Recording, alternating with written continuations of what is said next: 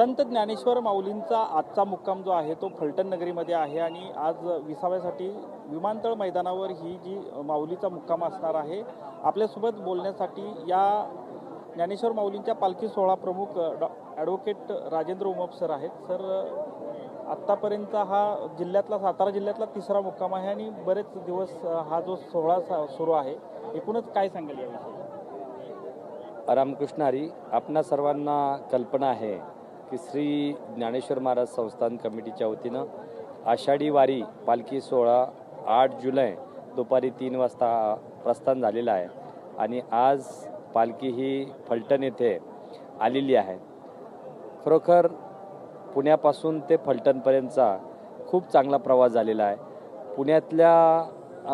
पुणे येथे पोहोचण्यासाठी आम्हाला थोडासा उशीर लागला, त्याचप्रमाणे सासवड येथे पोहोचण्यासाठी उशीर लागला, परंतु इतर सगळ्या ठिकाणी आम्ही वेळेच्या अगोदर पोहोचलेलो आहे आणि सर्व प्रवास जो आहे तो एकदम चांगल्या प्रकारे झालेला आहे। मला एक सांगा की आपला संत ज्ञानेश्वर माऊलींचा जो रथ आहे, ह्या रथासारखे आणखी काही रथ असे आपल्या ह्या दिंडी सोहळ्यामध्ये पाहायला मिळत आहेत। याबाबत काही तुम्ही सूचना अशा काही केल्या आहेत का? श्री ज्ञानेश्वर महाराजांचा जो काही पालखी सोहळा आहे याला 195 वर्षाचा इतिहास आहे आणि म्हणून आम्ही सर्व जे काही बाकीचे रथ होते त्या रथांना सांगितलेलं होतं, चालकांना सांगितलेलं होतं की आपण हा जो काही माऊलींचा जो सोहळा आहे त्या सोहळ्याच्या नंतर, तो सोहळा संपल्यानंतर आपण एक 5 किलोमीटर पाठीमागं चालावं, जेणेकरून जे काही वारकरी आहेत, भाविक आहेत, नागरिक आहेत, यांची कुठल्याही प्रकारे फसवणूक होणार नाही।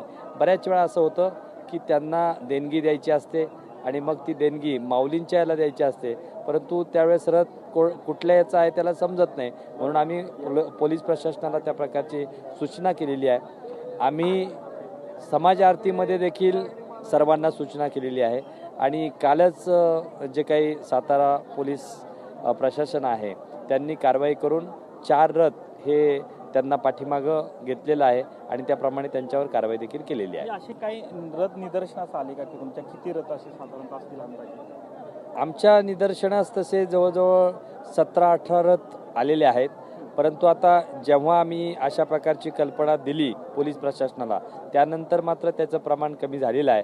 निश्चित अजून जर कुठला रथ आला तर आम्ही पोलीस प्रशासनाला त्याबाबत सूचना केलेल्या आहेत की त्यांना त्वरित आपण बाहेर काढावं आणि पाठीमागं त्यांना चालण्यासाठी आव्हान काय करावं? निश्चितपणे मी जे काही रथ आहेत, हा माऊलींचा पालखी सोहळा आहे, आम्हाला कोणालाही अडवायचं नाही। मोकळे वारकरी असतील किंवा कोणी असेल, आम्हाला कोणाला अडवायचं नाही, परंतु हा जो काही माऊलींचा पालखी सोहळा आहे हा प्रत्येक दिवसाचा, प्रत्येक विसाव्याचा क्रम ठरलेला आहे, त्याप्रमाणे मार्गक्रमण करत असतो।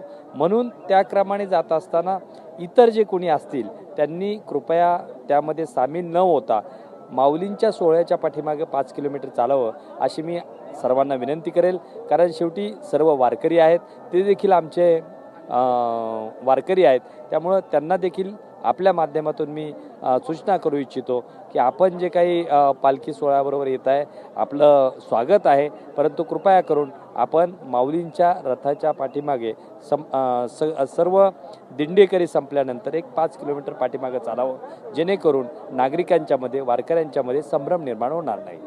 धन्यवाद। एकूणच या वारकऱ्यांमध्ये कोणताही संभ्रम अवस्था निर्माण होऊ नये यासाठी मुख्य जी ज्ञानोबा माऊलींची जी पालखी आहे ह्या मागं साधारण 5 किलोमीटर अंतरावर सर्वांनी, दिंडीकरांनी यामध्ये सहभागी व्हावं असं आवाहन या ठिकाणी केलेलं आपल्याला पाहायला मिळतं आहे। कॅमेरामॅन गणेशसह संतोष नलवडे, TV9 मराठी, फलटण, सातारा।